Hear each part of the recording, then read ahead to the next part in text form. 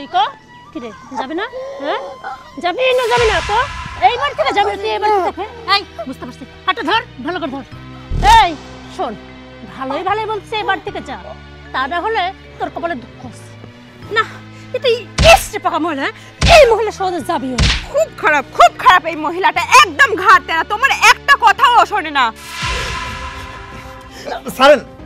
সারেন কি করতেছেন এগুলা না আপনি একজন মুরব্বী মানুষ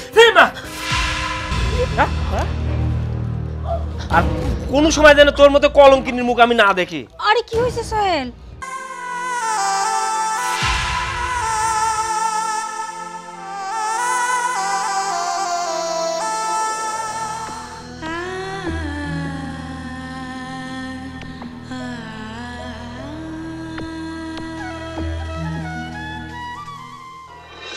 বুড়ে তোরে কতবার বলছে হ্যাঁ এই বাড়ি থেকে দূর হয়ে যা তোর এই বাড়িতে বসা আর খাওয়াতে পারবো না শুনিস না আমার কথা হ্যাঁ বোমা তোমরা কেমন করো আমার সাথে আমি কোনে যাব কও এই তো আমার স্বামীর বিটা এই বিটা ছাড়া আমি কিসের জন্য যাব তাই কলঙ্কিনী মহিলা তোর এটা তো স্বামীর বিটা না এই বিটা ছেড়ে কই যাবি হ্যাঁ তোর আগে মনে ছিল না যে কই যাবি হ্যাঁ যখন নষ্ট করলি তখন তোর মন কই ছিল হ্যাঁ সি এটা কি কও কিসের নষ্টি করেছি কথাই কও কলঙ্কিনী আমি কি করেছি যে আমার কলঙ্কিনী কও তোমরা এই তুই তো কলঙ্কিনী বুবু যা বলছে ঠিক বলছে এই কথাই আছে না চোরের মায়ের বড় গলা তোর হইছে সেই অবস্থা না বৌমা আর কত করবে সারাক্ষণ এই কলঙ্কিনী শুনতে আমার কান দুটো জ্বালাপালা হয়ে গেছে না তুই তো ধোয়া তুলসী পাতা না যে তোরা কলঙ্কিনী বলা যাবে না এই জান নষ্ট করছিস শান্ত মনে থাকে না শান্ত মনে থাকে না শোন তোর উপর না আমি টর্চার করতেও চাই না তোর এই জন্য তো সুন্দর করে বুঝায় তুই বাড়ি থেকে দূর হয়ে যা তাহলে দেখ আমারও মেরে হাতটা ব্যথা করতে হবে না আর তোরও কষ্ট করে মার খেতে হবে না বুঝিস না তুই তোর মাথা ঢোকে না বৌমা তোমার যদি পায়ে পড়ি তুমি মারো ধরো আর যাই করো না কে তুমি আমাকে বাড়িতে বাইর করে দিয়ে নাও ও তার মানে তুই এই বাড়ি থেকে বের হবি না তাই তো হ্যাঁ না ঠিক আছে শোন সোজা আঙ্গুলে যদি ঘৃণা ওঠে আঙ্গুলটা কিভাবে বাঁকা করতে হয় সেটা আমি খুব ভালো করে জানি এই তুই বের হবে না এবার থেকে বল তুই বের হবে না কি বের হবে না শোন ভালো যদি বের না আসে তাহলে তোরে মারতে মেরে ফেলবো তবু এই বাড়ি থেকে তোকে আমি বের করে ছাড়বো মানে ছাড়বো এই বুবু যা বলছে ঠিকই তো বলছে তুই তো কলঙ্কিনী পাড়ায় ঘুরে ফষ্টি নষ্টি করে বেড়াস আবার বড় কথা বলিস আমি যখন বিয়ে হয়ে বাড়িতে আসছিলাম আমি তোকে ভালো ভাবছিলাম কিন্তু তুই তো ভালো না বুবু যদি আমাকে সত্যটা না জানাতো তাহলে তো আমি এতদিন বোকাই সেজে থাকতাম শোন এখনো সময় আছে বুবু যা বলছে তাই করে বাড়ি থেকে ভালোই বিদায় হ আমি বলে দিচ্ছি তোমরা দুজন যতই অত্যাচার করো নির্যাতন করো না কেন আমি এই বাড়িতে যাবো না যাবি না এই যাবি না সত্যি তুই যাবি না যাবি না এই ধর হাতটা ধর ওরে বোঝাচ্ছি কেন যাবি না তুই হ্যাঁ যাবি না কেন যাবি না হ্যাঁ কি যাবি না এখনো যাবি না এই এরকম করে কাজ হবে না স্যার কি রে যাবি না তুই তুই যাবি না যাবি না এই যাবি না তুই কি রে যাবি না হ্যাঁ যাবি না এইবার থেকে যাবি তুই এইবার থেকে এই বুঝতে পারছিস হাতটা ধর ভালো করে ধর এই শোন ভালোই বলছিস এবার থেকে যা তা না হলে তোর কপালে দুঃখ আছে না এটা এসে পাকা মহিলা এই মহিলা সহজে যাবিও না খুব খারাপ এই মহিলাটা একদম ঘাট তেরা তোমার একটা কথাও শোনে না চিন্তা করিস না ওরা যখন আমি বলছি এবার থেকে বের করবো মানে বের করবো শুধু সময়ের অপেক্ষা চল ভিতর চল তারপর দেখতে হবে হ্যাঁ আয়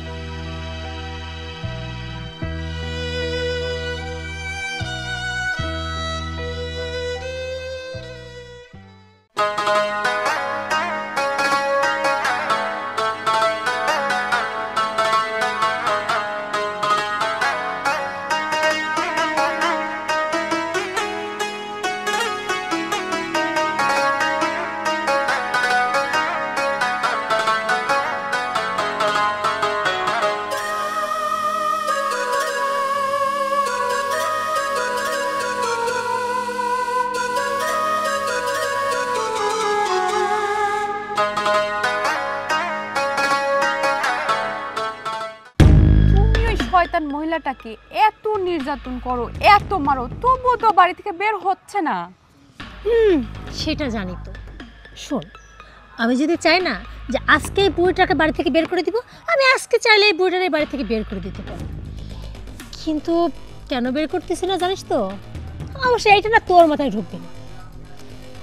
আমার মাথায় ঢুকবে না এটা কোনো কথা হলো? তুমি আমাকে বুঝায় বলো, তাহলে আমার মাথায় ঢুকবে। তাহলে শোন, আমি যদি বুড়িটাকে আজকে ঘাট ধাক্কা দিয়ে বাড়ি থেকে বের করে দিই, তারপর সোহেল ফোন দিবে স্বাভাবিক, ওর মাকে তো ফোনে চাইবে, তখন আমি বুড়িটাকে কিভাবে ফোন ধরাই দিব? আচ্ছা ফোন নাই ধরাই দিলাম, যখন ওর মায়ের খোঁজ খবর জানতে চাইবে আমি কোত্থেকে দেবো খোঁজ খবর? আর তাছাড়া এইভাবে বের করে দিলে সমাজ বেড়াতে একটা কথা আছে, অনেকে অনেক কথাই জিজ্ঞাসা করবে, তোমার শাশুড়ি বাড়ি থেকে কেন বের করে দিলাম? তার জন্য তো একটা ওই দরকার না কি, কোনো কিছু দেখাতে হবে না যে এই জন্য বের করে দিলাম। আমি ভাবতেছিলাম বুড়িটাকে আমি নির্যাতন করি যাতে বুড়িটা একা একাই চলে যায়, কিন্তু না, এই বুড়ি সেই বুড়ি না, মায়ের খাইতে খাইতে মরে যাবে, তা বাড়ি থেকে বের হবে না। তাই আমি একটা অন্য চিন্তা ভাবনা করছি, এমন একটা চিন্তা ভাবনা করবো যাতে কষ্ট করে আমার আর বাড়ি থেকে বুড়িটাকে বের করে দিতে হবে না, বুড়িটা একাই সুস্থ করে বাড়ি থেকে চলে যাবে, আর আমার ঘরে কোনো দোষও আসবে না। বুবু, তুমি তো ঠিকই বলছো, আমরা যদি এভাবে বুড়িটাকে বাড়ি থেকে বের করে দেই তাহলে সমাজের লোকও আমাকে ছাড়বে না, ওই বুড়ির ছেলেও আমাদেরকে ছাড়বে না।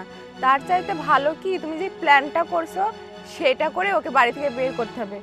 কিন্তু বুবু, তুমি প্ল্যানটা কি করছো সেটাই তো আমাকে বলো না, আমাকে তাড়াতাড়ি বলো, আমার তো আর তর্স হচ্ছে না। আরে দাঁড়া দাঁড়া, এত তারা কিসের? এবার আমি এমন একটা শখ করছি না, বুড়ি তো এই বাড়ি থেকে বিদায় হবে, মাঝখানে আমাদের ঘরে কোনো দোষ থাকবে না। আর সেই প্ল্যানটা শুনলে তুইও অবাক হয়ে যাবে, তোর কল্পনাতেও নেই যে আমি এইরকম একটা প্ল্যান করছি। আমি যেহেতু অবাক হয়েই যাব, তাহলে আমাকে দ্রুত বলে দাও না বুবু।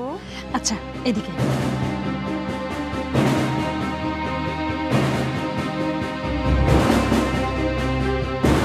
কি বুঝছিস তো? হ্যাঁ বুবু, বুঝছি। তোমার এই ক্রিমিনালি মাথায় যে এইরকম একটা বুদ্ধি আসবে আমি ভাবতেই পারিনি। আমার এখন অনেক আনন্দ লাগছে। কি প্ল্যানটা ঠিক আছে না? একদম পারফেক্ট। এই দেখ, এখানে তো বসে বসে দুজন গল্প করতেছি, আল্লাহ জানে বইটা আবার ওইদিকে নাক ডেকে হয়তো ঘুম পাড়তেছে, ওরে তো আবার কাজের কথা না বললে সে একটা কাজও ঠিকঠাক ভাবে করে না। চল যা বইটাকে সংসারের সব কাজগুলো করাই। হ্যাঁ তাই চলো। ওঠ।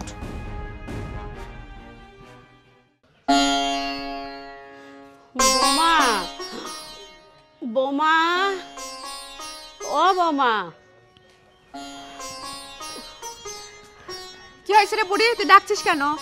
বোমা করছে কি ওদের রুই মাছের ঝোল রাঁধিনি কুমড়ি বড়ি দিয়ে করছে, এক গাল ভাত দাও, মাছ দেওয়া লাগবে না রে, একটু ঝোল দিয়ে ভাত দিলেই হবে না। জয়, রুই মাছ খাবে? রুই মাছের মুড়ো খাবে তুমি? কাজের বেলায় তুমি একবারে শূন্য, পাড়ায় পাড়ায় ঘুরে বেড়াও আর মানুষের সাথে টাঙ্কি মারে বেড়াও, আর তুমি ভাত খাবে রুই মাছ দিয়ে, তাই না? হ্যাঁ, এইসব কি বৌমা, আমার দুই বৌমাই এত জঘন্য ভাষায় কথা কও, টাঙ্কে কি কোনোদিন কি দেইছ এত খারাপ ভাষায় আমি কথা কতি? বৌমা, সংসারের সমস্ত কাজ আমি করে দিই, তারপরেও তোমার মন পাইনি, এক মন খাতে চাইলে মারধর করো, কথা শোনাও। আচ্ছা বৌমা, আমার সওয়াল প্রবাসে যাওয়ার সময় একটা না বাড়ির দুইটে বউ রেখে গেছে আমার সেবা যত্ন করার জন্যে, আর তোমরা কি করো? আমার সেবা যত্ন করা বাদ দিয়ে উল্টে তোমারে সেবা যত্ন করাও। আমার সওয়াল যদি জানতে পারে তাহলে কিন্তু তোমারে ছাইড়ে দিবি না রে। কি বললি তুই? আমি তোর বান্দিগিরি খাটবো? তোর কি আমাকে দেখে কাজের লোক মনে হয়? হ্যাঁ, নষ্টা দুশ্চরিত্রা মহিলা, আর তোর ছেলে এসে আমার কি করবে? হ্যাঁ, কি করবে বল? আর শোন, আমি কি এই বাড়িতে বউ হয়ে আসছি তোর বান্দিগিরি খাটার জন্য? না, আমার বাবা এই বাড়িতে তোর বান্দিগিরি খাটার জন্য আমাকে পাঠায় নাই, রাজরানী হওয়ার জন্য পাঠাইছে, বুঝতে পারছিস? না বৌমা, আমি তোমারে বান্দিগিরি খাটার কথা করছি না, খালি করছি কি একটু আমার সেবা যত্ন করার কথা। আসলে এটি ভাবেই কি করে, তোমরা যেই কলঙ্ক আমার উপর দিয়ে দাও, তারপরে আবার সেবা যত্ন, যাক পাইছো তাক দিয়ে আমার পর কলঙ্ক চাপাইছ। না বৌমা, আমি বান্দিগিরি খাটার কথা করছি রে, আমি কইছি কি আজ যদি এনে তোমার মা হইতে কিছু না, ওর মা না। এই ফকিনি বুড়ি, এই ওর মা, ওর মার সাথে তোর তুলনা করিস? হ্যাঁ, ও সহজ সরল একটা মেয়ে পাইছিস আর যা খুশি তাই করে যাচ্ছিস। কি ভাবছিস? হ্যাঁ, তুমি মনে হয় ভুলে গেছিস এই বাড়িতে আমিও আছি। এই ফকিনি, ওর মা বা আমার মার সাথে তোকে যায়? হ্যাঁ, পোশাক আশাক দেখছিস? তোর কথা যে সিরি। আর আমার মা বা ওর মাকে তোর মতো এরকম বাইরে বাইরে ফষ্ট করে বেড়ায় কলঙ্কিনী মহিলা কোথাকার। সিসি বৌমা, দেখছিস কত বড় শ্বাস পাচ্ছিস? ধর ধর। কি সিসি কি রে? হ্যাঁ সিসি কি? এই ধর সিসি কি? তোর আজকে তোর এই কি? হ্যাঁ এই কি পাইছিস তুই? কি পাইছিস না? সোহেল,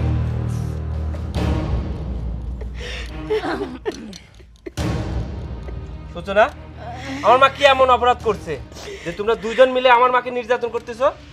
দেখো, আমি জানি তুমি হুট করে তোমার মাকে মারা দেখছো আর অমনি খেপে গেছো।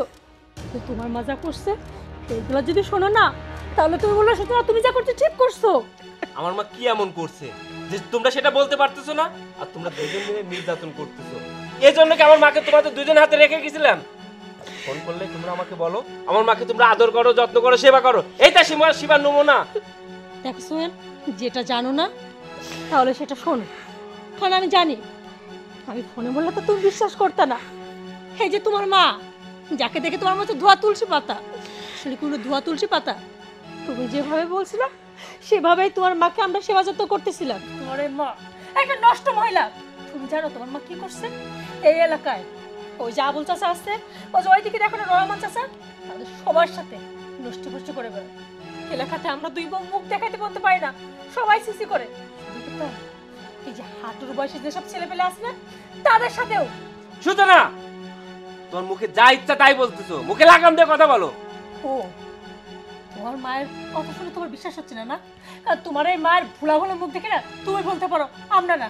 তোমার মাকে জিজ্ঞেস করতো, তোমার মায়ের ঘর থেকে পরপুরুষ যায় নাই, আমি নিজের চোখে দেখছি। আর তোমার এই মা বলে কি বৌমা আমি তো জানি না কে কখন আমার ঘরে ঢুকছিল। আচ্ছা তুমিই বলো, একটা মহিলা যখন দরজা খোলে তারপরে একটা পুরুষ বের হয়ে যায়, তার মানে কি সেই মহিলা জানে না একটা পুরুষ তার পাশে সারা রাত থাকে? সূচনা, তুমি যদি আর এইরকম একটা বাজে কথা বলো তোমার জিভ টেনে আমি ছিঁড়ে ফেলবো। আমি তোমাকে খুব ভালো করে চিনি। তুমি আমার মাকে পছন্দ করো না, এই জন্য আমার মার সম্বন্ধে উল্টাপাল্টা কথা বলতেছো। তুমি যদি আমার মাকে সেবা যত্ন করতা তাহলে আমি আরেকটা বিয়ে করতাম না।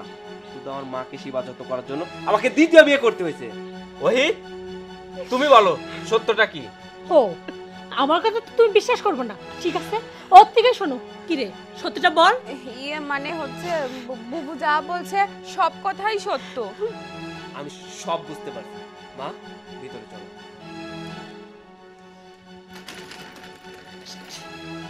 এই এদিকে, এই কি? হ্যাঁ এটাতে কি করলি? হ্যাঁ আমতা আমতা করলি, মনে হচ্ছে তোর মুখ দিয়ে কথাগুলো বেরই হচ্ছে না। এই কাট, সেই তুই বুঝিস না?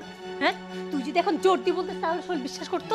তোর জন্য না এই প্ল্যানটা সাকসেস হইল না। যত সব বুবু, আমার তো ওকে দেখলেই ভয় করে, আর আমি ওর কাছে তো মিথ্যা কথা বলতে পারি না। তাইলে আর কি, ওই বইটার সাথে থাকে এই বাড়িতে? না, আমি বুড়ির সাথে এই বাড়িতে থাকবো না তো। শোন, এরপরে কিন্তু আরো সতর্ক হতে হবে। আর যদি সোহেলকে তুই জিজ্ঞেস করে তাহলে বলবি সব সত্যি। যদি আমতা আমতা করছিস তোর কপালে কিন্তু দুঃখ আছে। চল চলো। আরে কি হচ্ছে নাকি? আরে ও হে কি? আরে বুবু আসো তো। আরে কি হইছে কি? এই দেখ, তোরা তখন বলছিস এভাবে টানিস না বেঁধে যাবি, দেখলি তো? আচ্ছা বাচ্ছি পরি তো আর নাই। আরে বাবা কি হইছে? বাড়ির ভিতরে তো বলতে পারতিস, আবার আমার টেনে বাগানে কিছু জন্য নিয়ে আসতে হবে? বুবু, তুমি প্রথমবার যে প্ল্যানটা করছিলে সেটা তো আমরা কাজে লাগাতে পারলাম না। আর সোহেল কে এতভাবে আমরা বুঝাইলাম, সোহেল আমাদের কথা বুঝলো না, আমাদের কথা শুনলো না। সব প্ল্যান তো আমাদের ভেস্তে গেল। এখন কি করব আমরা? আরে চিন্তা করিস না, কথায় আছে না, একবার না পারলে দেখো শতবার। তো মনে কর প্ল্যান 1 ছিল, সেটা ভেস্তে গেছে। আচ্ছা প্ল্যান 1 কাজ হয়নি তাতে কি? তারপর ধর প্ল্যান 2 করলাম, সেটাও ভেস্তে গেল। আর তাতে কি হয়েছে? এখনো তো প্ল্যান 3 এবং 4 আছে। 3 যদি ভেস্তেও যায়, 4 নাম্বার প্ল্যান কিন্তু আর ভেস্তে যাবে না। আর তাছাড়া এইবার আমি যে প্ল্যান করছি না, এই প্ল্যান কাজ হবেই তো হবেই। আর যদি সেইটা না হয় তাহলে এই বাড়ি থেকে আমি নিজের স্বেচ্ছায় চলে যাব, তুই দেখে নিস। আমি জানি যে আমি কয়েকবার প্ল্যানে ব্যর্থ হয়েছি, তাই তুই অতিষ্ঠ হয়ে গেছিস, তাই তো। আরে এত ভেঙে পড়িস না, কাজ হবে। বুবু আমি অনেক ধৈর্য ধরছি, আমি আর একটুও ধৈর্য ধরতে পারতেছি না। তুমি তাড়াতাড়ি ওই বুড়িটাকে বাড়ি থেকে বিদায় করো। আর এবার যদি তুমি বুড়িটাকে বাড়ি থেকে বিদায় না করো না, তাহলে কিন্তু আমি আর এই বাড়িতে থাকবো না। আর আমার একটা সেকেন্ডও সম্ভব নয় বুড়িটার সাথে আমি একই ঘরে থাকি। আমি জানি তুই অনেক ধৈর্য ধরছিস আর ধরতে পারতেছিস না। আচ্ছা তোর কি মনে হয় বলতো, ওই বুড়িটারে কি একা তোর সহ্য হয় না? আমার কি সহ্য হয়? আমি তো নিজেও চাই না যে ওই বুড়িটা এই বাড়িতে থাকুক। আমি তো চাই ওই বুড়িটা মানে বিদায় হোক। আর বেশিক্ষণ তো কষ্ট করতে হবে না, আর মাত্র কয়েকটা ঘন্টা অপেক্ষা কর। এর মধ্যে দেখবি সোহেল বাজারে গেছে, বাজার থেকে বাড়িতে ফিরবি। আর তারপর আমারও কিছু বলতে হবে না, তোরও কিছু বলতে হবে না। সোহেল নিজেই দেখবি ওর মাকে ঘাট ধাক্কা দিয়ে বাড়ি থেকে বের করে দিবে। আমরা ঠেকাতে চাইলেও সোহেল রাখবে না। মিলাই নিস। আচ্ছা বুবু, আমি একটা জিনিস বুঝতেছি না, সোহেল তো গেছে বাজারে, সোহেল বাজার থেকে বাড়িতে এসে কি এমন করবে যে ওর মাকে বাড়ি থেকে একদম বের করে দিবে? আমার কিন্তু মাথার মধ্যে কিচ্ছু ঢুকতেছে না। আরে বোকা, তোর এই ছোট মাথার মধ্যে না এত বড় বড় প্ল্যান ঢুকবে না। আর কষ্ট করে প্ল্যানগুলো তোর মাথাতে ঢুকাতেও হবে না। এর আগে সব প্ল্যানগুলো তোকে বলছি কিন্তু ভেস্তে গেছে। এইবার আর বলবো না, সরাসরি তোকে আমি নিজের চোখে দেখাবো। এইখানে দেরি না করে সোহেল আসার সময় হয়ে গেছে। কিছুক্ষণের মধ্যে নাটকটা নিজের চোখের সামনে দেখতে পাবে। এখন চল আমার সাথে, আয়। চলো। সোহেল, সোহেল, বা কেউ নেই নাকি? সোহেল, কিটা? এই যে আমি শুনলাম সোহেল নাকি প্রবাসের থেকে দেশে আইছে। তে কই ও, একটু ডাক দেন। ও তো বাড়িতে নেই, মনে হয় একটু গ্রামে ঘুরতে গেছে। ও, আমি তো তাহলে তো ভুল সময় চলে আইছি। আচ্ছা ঠিক আছে, আমি তাহলে পরে আসবো না, যাই এখন। না না, বাড়ির পর আইসাও, একটু বসো, এক কাপ চা খাই যাও। সোহেল যদি আবার এসে শুনে খালি মুখে চলে গেছাও, তাহলে তো আমার পর এসে রাগ করবে না। আসো, সোহেল সুন্দর সুন্দর চা আনেছে, প্রবাসতেন কফি আনেছে। তুমি কোনটি খালি চাও কল বানা দেই।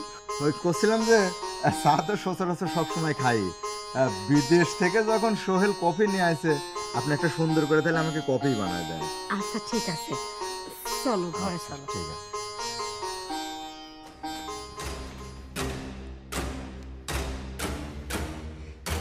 এই নাও কফি। বলছিলাম কি, আপনি এই হাতে কফি বানাইছেন তাই না? একই কথা, তুমি আমার হাত ধরেছ ওকে, হাত ছাড়ো কিন্তু। হ্যাঁ, আপনার হাতটা না খুবই নরম। একটু একটু এই নরম ছোঁয়াটা আমি পেতে চাই, বুঝছেন? ছাড়েন, এই আপনি কি করতেছেন এগুলা? অসভ্য কণিকা, তুমি তো খুব বেয়াদব দেখতেছি। তোমার কত বড় আস্পর্ধা যে তুমি হয়েছে কি আমার হাত ধরেছাও। ছাড়েন, ছাড়েন, কি করতেছেন এগুলা? না, আপনি একজন মুরব্বী মানুষ। সোহেল, এই তুই তোর বন্ধু দেখ, কফি খাওয়ার নাম করে আমার হাত ধরেছে। আমার বন্ধু তোমার হাত ধরছে না, তুমি তার হাত ধরে এরকম ফষ্টি নষ্ট করতেছিলা? না না না, বল, এই শয়তান ছেলেটা ইচ্ছা করে তোর মার হাত ধরেছে। সি মা, সি, তুমি যে আমার মা সেটা ভাবতে আমার কষ্ট হচ্ছে। তোমার বৌমারা অনেক বুঝাইছে যে তোমার মা খারাপ, তোমার মা জঘন্য, তোমার মা কলঙ্কিনী। সেটা আমি বিশ্বাস করি নাই, আমি কখনোই ভাবতে পারি নাই আমার মা সত্যি সত্যি কলঙ্কিনী। কিন্তু আজকে আমার নিজের চোখে যেটা দেখলাম, আমি তোমার নিজের চোখকে অবিশ্বাস করতে পারি না। তুমি এই একটা কম বয়সী ছেলের সঙ্গে এরকম ফষ্টি নষ্টি করতে পারলা? একবারও ভাবলা না যে আমার মান সম্মান কোথায় গিয়ে দাঁড়াবে? আমি সমাজে কেমন করে মুখ দেখাবো? আমি তোমার মতো কলঙ্কিনী এ বাড়িতে রাখতে চাই না। এ বাড়ি থেকে আমি তোমাকে বের করে দিব। যাও, এ বাড়িতে তোমার থাকার দরকার নাই, এ বাড়ি থেকে বের হও। সোহেল, বৌমারা নাই তোকে যা ইচ্ছা তাই কইতে পারে, কিন্তু তুই সেই কথা বিশ্বাস করবো? সোহেল, তুই বিশ্বাস কর, এই ছাগলটা খুব শয়তান বেয়াদব একটা। তো খুঁজতে আইছিলে, আমি ওই ভালো বলছে তুই কফি আনেছিস, এক কাপ কফি দিলাম, আর ও কিনা আমার হাত ধরে ও নিজেই চিল্লাতে লাগলো, সোহেল রে আমি কোনো অন্যায় করিনি, তোর মা ওই রকম না, তুই খুব ভালো করেই জানিস। শোন সোহেল, তুই তোর মার কথা একদম বিশ্বাস করিস না। আমি আসলে তো খোঁজার জন্য আসছিলাম, কিন্তু কফি খাওয়ার নাম করে আমাকে রুমে ঢুকে আমি এগুলা ভাবতেও পারি না। সোহেল, তোর বাড়িতে আমি আর এক মুহূর্ত না, আমি গেলাম তোর বাড়ি থেকে। আর কতটা অপমান করবা আর কতটা ছোট করবা? আমি তোমার জন্য তো অপমান নিতে পারবো না। তোমার মতো মায়ের আমার কোনো দরকার নেই। এখনই এই বাড়ি থেকে বের হও। বাপ তুই বিশ্বাস কর, তোমাকে আর বিশ্বাস, আমি তোমাকে আর বিশ্বাস করতে পারবো না। বের হও, বের হও বলছি। আর একটু অপেক্ষা কর, সিনেমা দেখতে পাবো। ঠিক বলছো বুবু, কি যে সিনেমা হবে।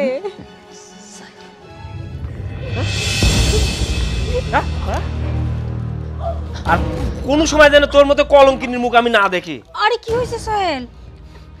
কি হবি কি হবি? আরে হয়েছে নাকি সেটা বলবো তো। কি হবে? তোমরা আমাকে অনেকবার বোঝানোর চেষ্টা করছো যে আমার মা কলঙ্কিনী। আমার মা পাড়ায় অন্য পরপুরুষকে নিয়ে ফষ্টি নষ্টি করে, সেটা বিশ্বাস করি নাই।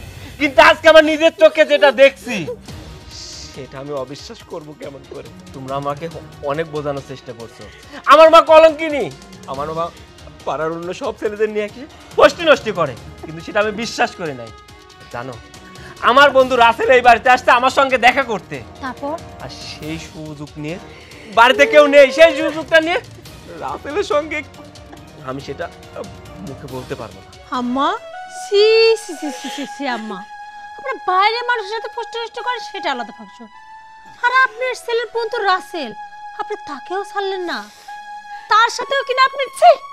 আচ্ছা, আপনার একটা বড় বিবেকে বাঁধলো না যে আপনার ছেলের বন্ধু মানে আপনার ছেলের মতোই, তার সাথে আপনি কিভাবে কি করেন? হ্যাঁ, আসলে কি বলবো আম্মা, আপনার সাথে কথা বলতেও না আমার রুচিতে বাড়তেছে। আর এই যে সোহেল, তোমাকে আমি আগেই বলছিলাম, তুমি তো আমার কথা বিশ্বাস করনি। তুমি মনে মনে ভাবছো আমি মনে হয় তোমার মাকে পছন্দ করি না, দেখতে পারি না, এর জন্য বানায় বানায় মিথ্যা কথা বলি। কথা আছে না, আল্লাহ যা করে ভালোর জন্যই করে। এখন নিজের চোখে দেখলে তো এখন বিশ্বাস হয়েছে। তোমাদের কথা বিশ্বাস না করে আমি ভুল করছি।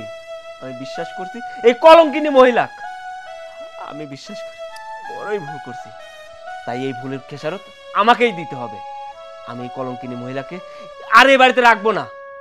এই বাড়ি থেকে আমি ঘাড় ধাক্কা দিয়ে ওকে বের করে দিব। ছি ছি আম্মা, এতদিন বাইরে আকাম কুকাম করতেন, এখন ঘরের মধ্যে এগুলা করা ধরছেন? হ্যাঁ, ছেলের বয়সী মানুষকেও মানেন না আপনি? ছি। আমি তো একটা জিনিস বুঝতে পারতেছি না সোহেল, এখন তুমি দাঁড়ায় আছো কেন? এই মহিলাটার ঘাড় ধাক্কাতে বাড়ি থেকে বের করে দাও।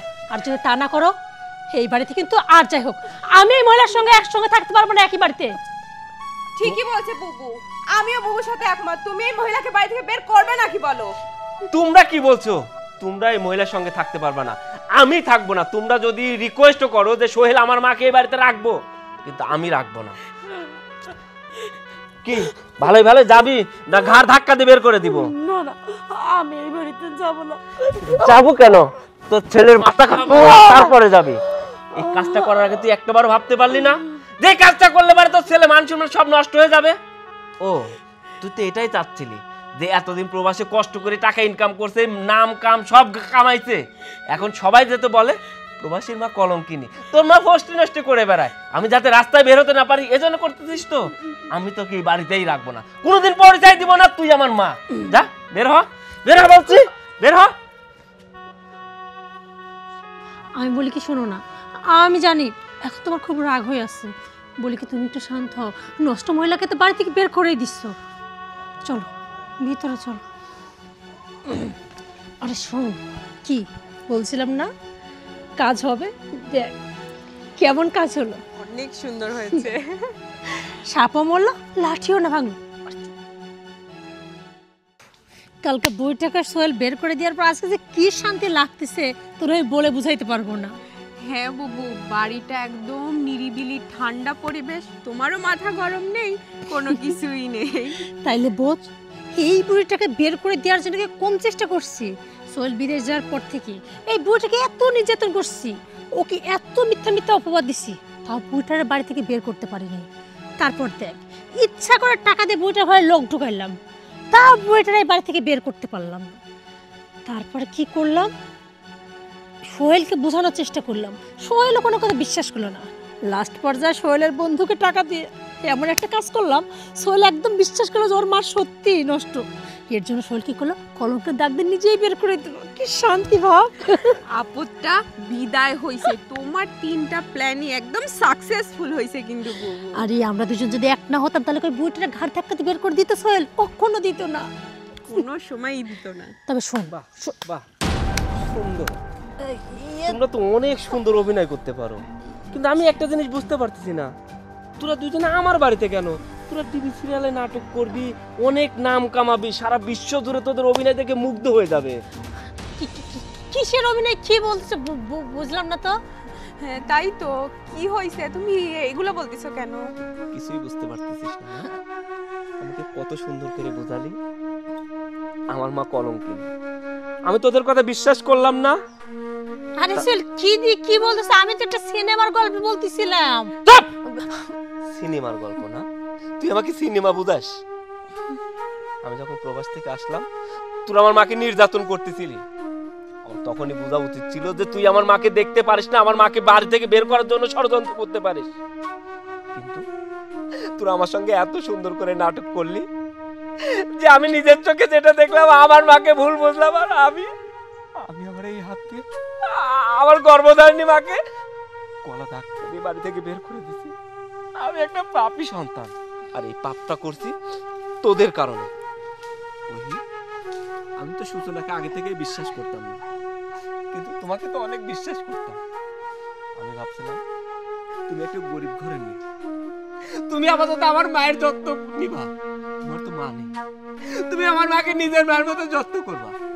আমি প্রবাসে যাওয়ার আগে তোমাকে সুন্দর করে এই কথাটাই বলে গেছিলাম, কিন্তু তুমিও সূচনার কথা মতো চললে, দুজন প্ল্যান করে আমার মাকে বাড়ি থেকে বের করে দিলা।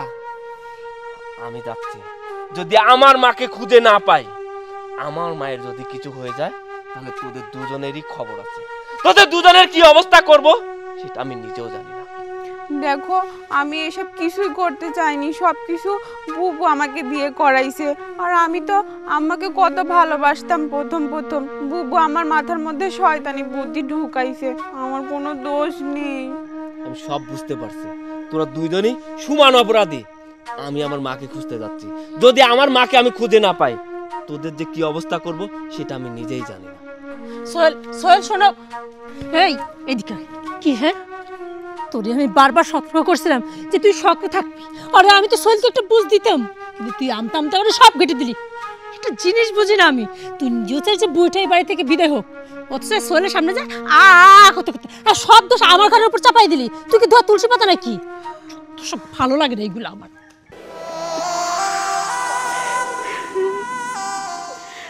আমি এখন কই যাব, কি করব?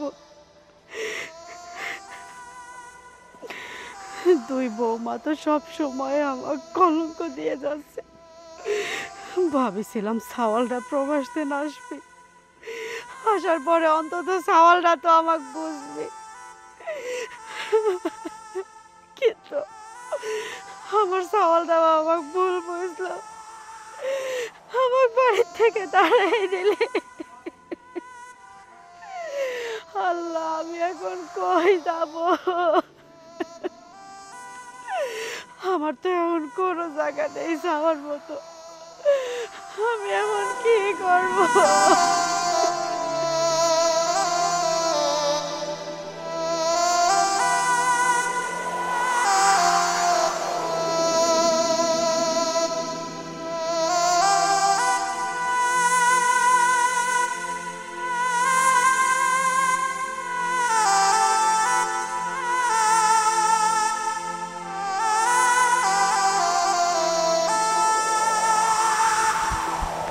মা, মা তুমি এটা কি করতেছো?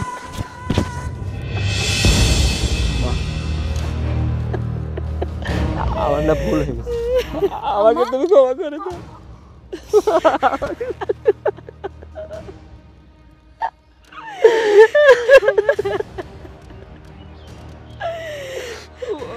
না না, তুমি আমাকে ক্ষমা করে দাও।